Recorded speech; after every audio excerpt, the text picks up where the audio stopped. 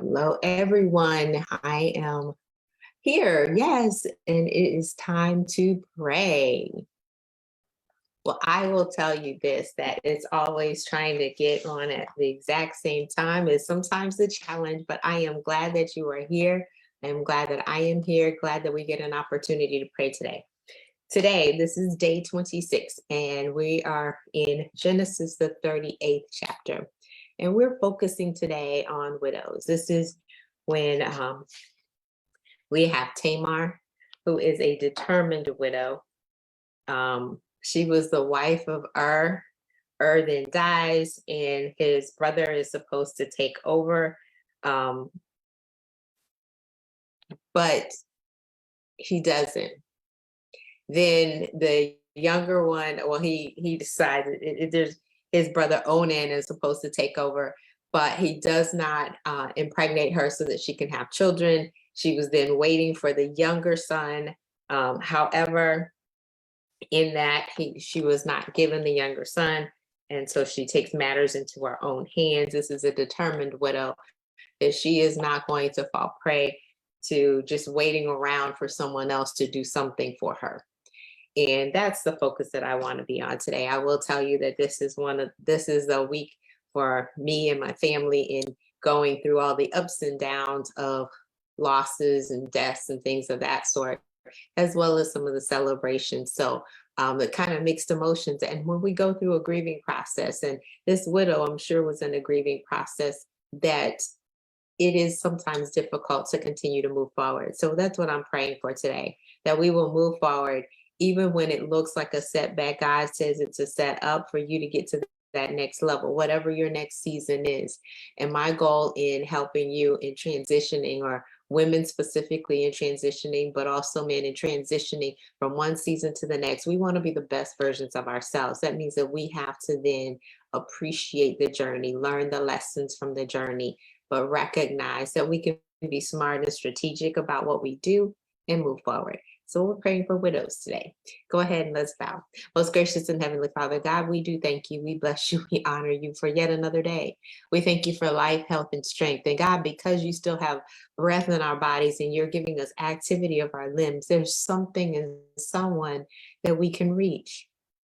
And so we thank you for the opportunity to reach them. God, we look back over our life and we recognize that there were some significant people in our lives. And we're praying specifically for widows today, that they had a significant spouse, someone that they got to share with and communicate with. And it was a companion for them. And that person is no longer there. But God, I thank you for the widows that are determined to continue to move forward in this season, to not cower back, not step back, not play small any longer, but recognize that there is still more life ahead of them. So I encourage them today, Lord, and I ask that you encourage them. Send people along the way, even send me, so that they will know that there is more and yet more for them to do, that there are others that they can inspire, others that they can touch, others that they can serve, others that you have things for them to do in. But there are those who are going to be stationed around them to be that community, to continue to lift them up, even when they might feel down, to wipe every tear. You promised that you would wipe every tear, God. You said that you would turn our mourning into dancing. You would give us the oil of joy.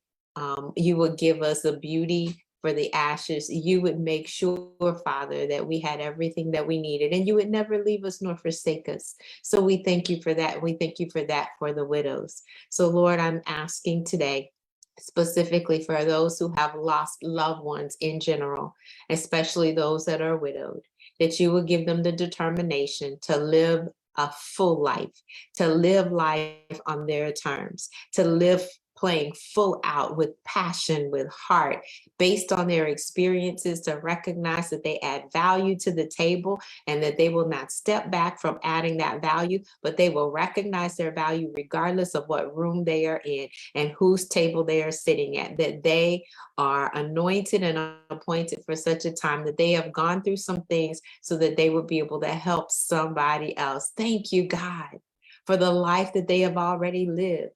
Thank you that you're going to remind them to look back over their life, see the lessons that are there, and then glorify you, to be appreciative, to be grateful for all that you've allowed them to already see, but know that there is more yet to come.